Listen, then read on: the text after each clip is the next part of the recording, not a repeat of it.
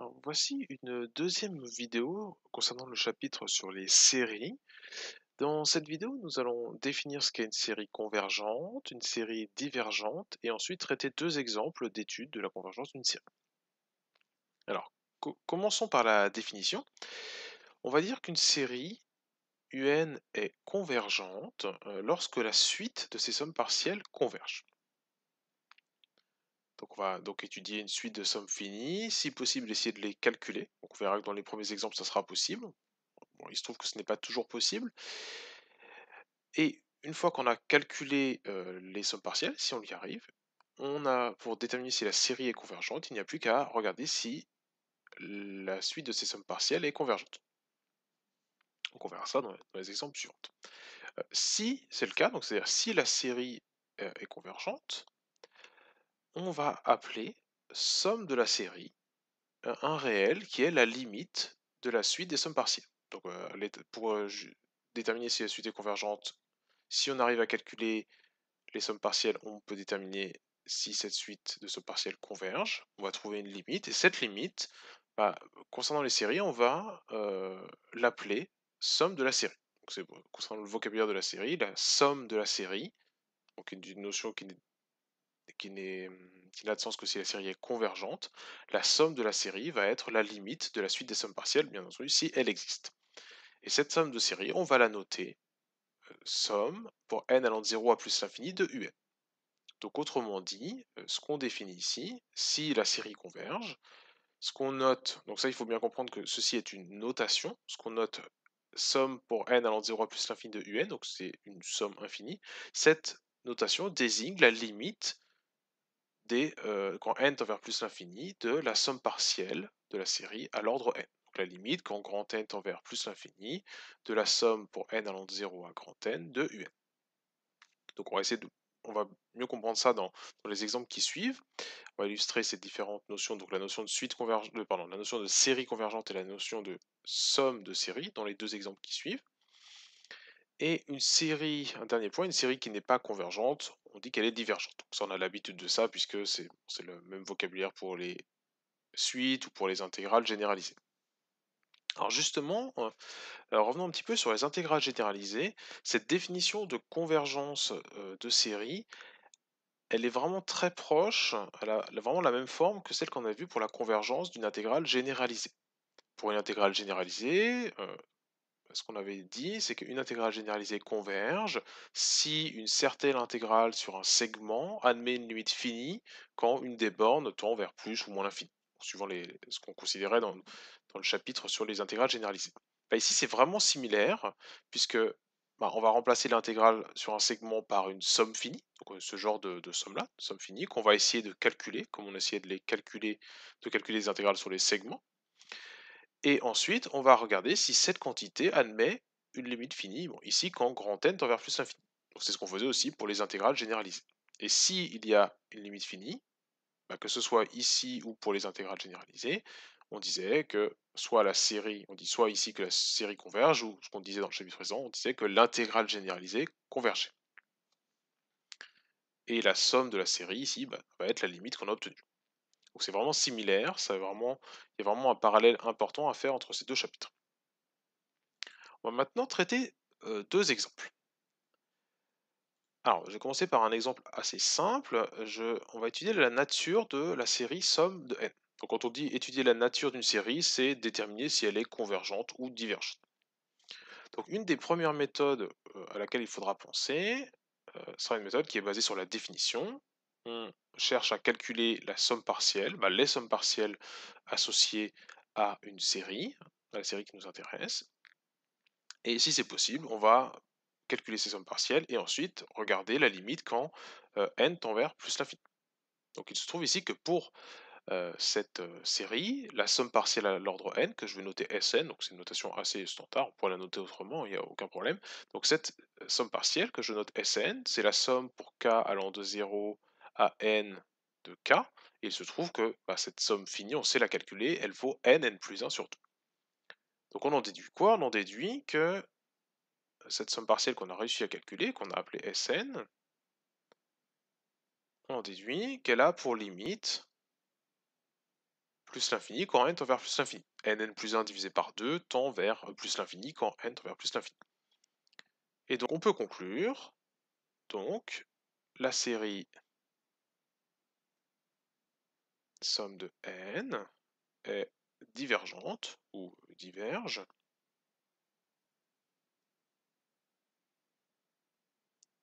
car, si on revient à la définition précédente, car la suite des sommes partielles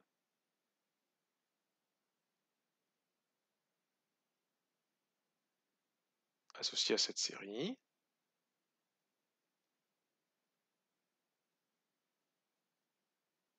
diverge. Voilà, donc c'est vraiment la première méthode, c'est la méthode qu'on utilisera en premier lieu, si on peut l'utiliser, parce qu'on verra que parfois il n'est pas possible de calculer des sommes partielles, mais si on peut calculer les sommes partielles, c'est la méthode la plus simple.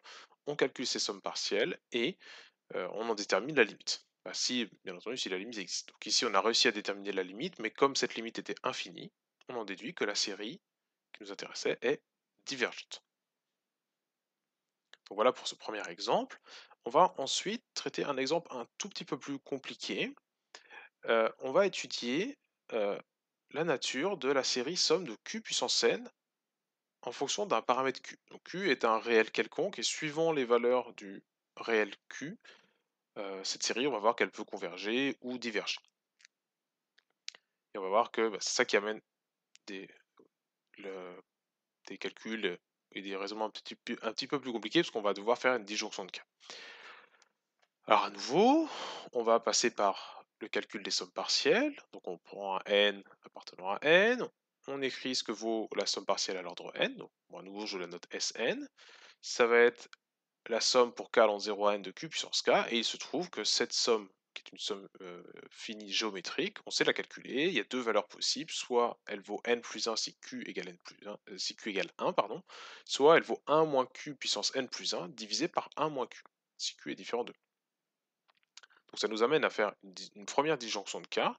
Si q égale 1, Sn, on a dit que la somme partielle à l'ordre n valait n plus 1, et donc cette quantité tend vers plus l'infini quand n tend vers plus l'infini.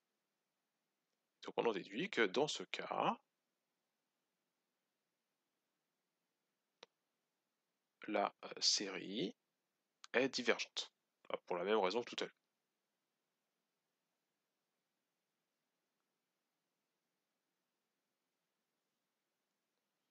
La série est divergente dans ce cas.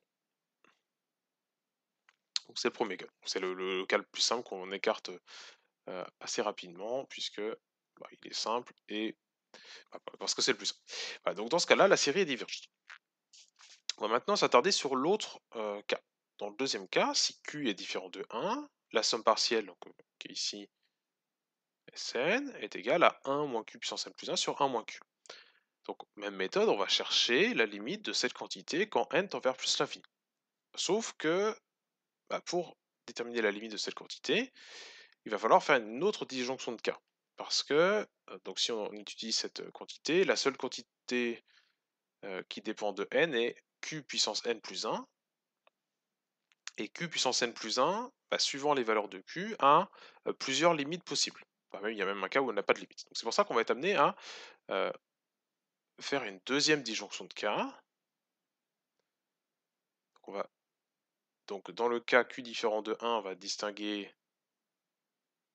3 sous-cas.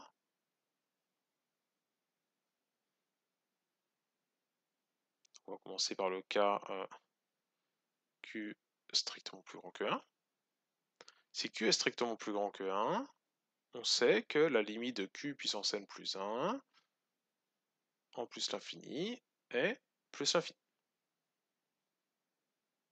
Et donc, Sn, je vais rappeler ce qu'était Sn, était donc 1 moins q puissance n plus 1 sur 1 moins q. Cette quantité-là va tendre vers plus l'infini.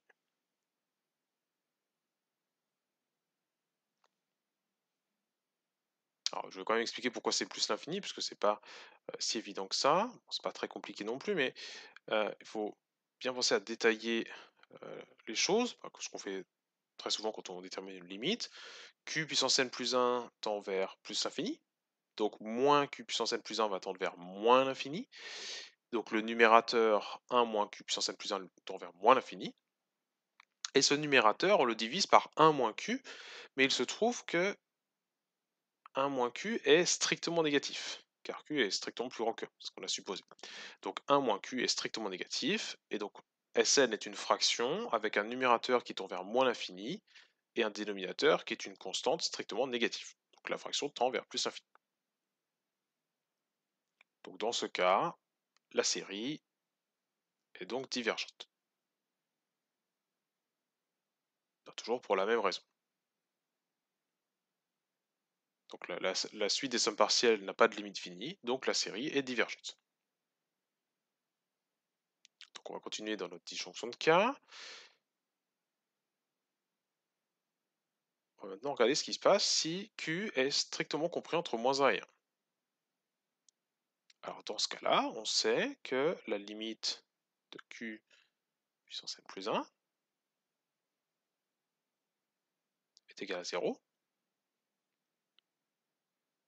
Et donc Sn, donc je ne rappelle pas son expression, elle est écrite au-dessus. Sn c'est toujours 1 moins Q puissance n plus 1 sur 1 moins Q. Donc Sn tend, quand n tend vers plus l'infini, vers 1. On va écrire 1 moins 0 sur 1 moins Q. Donc cette fois-ci, on a une suite de sommes partielles qui a une limite finie. Donc Sn est une suite convergente. Donc la série somme de q puissance k converge dans ce cas.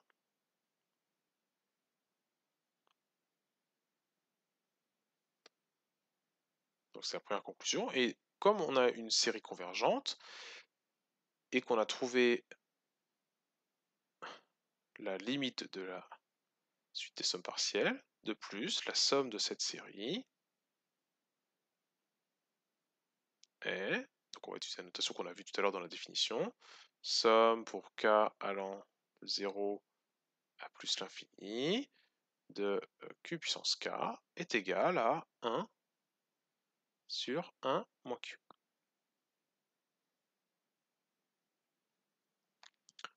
Donc dans ce cas, la série est convergente et on a la somme de la série.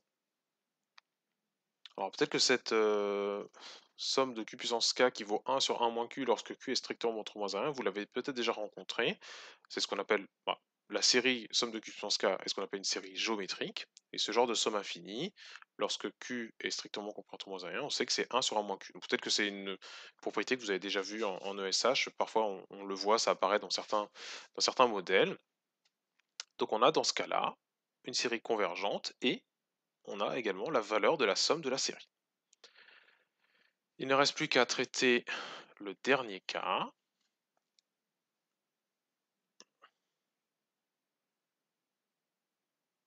Donc le dernier cas qu'il reste à traiter, et il reste à regarder ce qui se passe si Q est inférieur ou égal à moins 1. Alors dans ce cas-là, on avait vu en début d'année, dans le chapitre sur les limites de suite, que cette suite n'a pas de limite. Donc si on a une suite géométrique de raison inférieure ou égale à moins 1, et si son premier terme n'est pas 0, cette série n'a pas de limite, et donc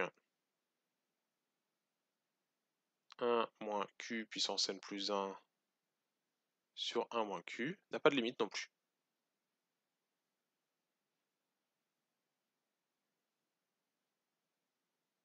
Donc ça, je rappelle, c'est Sn. Donc c'est la somme partielle à l'ordre n n'a pas de limite quand n tend vers plus l'infini. Et donc conclusion, dans ce cas-là,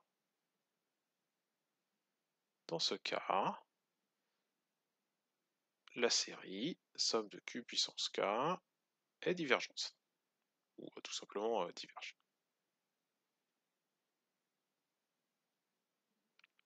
Alors on va résumer tout ça, parce que ce qu'on vient de démontrer en fait, c'est un résultat très important. En fait, c'est pas simplement un exemple, c'est une série qu'on appellera qui fera partie des séries usuelles qu'on reverra plus tard dans le chapitre.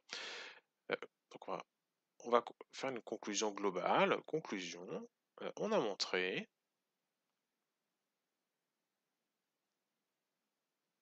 que la série somme de q puissance k converge si et seulement si la raison est entre moins 1 et 1. Donc ça, c'est ce qu'on appelle, je parle de raison, mais ce type de série est une série qu'on appelle série géométrique. Et le réel Q, on l'appelle toujours la raison, comme pour les suites géométriques. Donc c'est la première partie du résultat. Ces séries-là, on peut toujours déterminer si elles sont convergentes ou non. Pour savoir si elles sont convergentes, il suffit de regarder le réel Q, regarder s'il est strictement compris entre moins 1 et 1. Et on a aussi démontré dans ce résultat, de plus, s'il y a convergence, la somme de la série est, donc on va écrire ce qu'on a trouvé tout à l'heure, la somme pour k allant de 0 à plus l'infini de q puissance k est égale à 1 sur 1 moins q. Donc là, on vient de démontrer, pardon, on vient de faire un exemple qui illustre la notion de convergence de série. Et en fait, on vient aussi de démontrer un résultat qu'on énoncera à la toute fin du chapitre.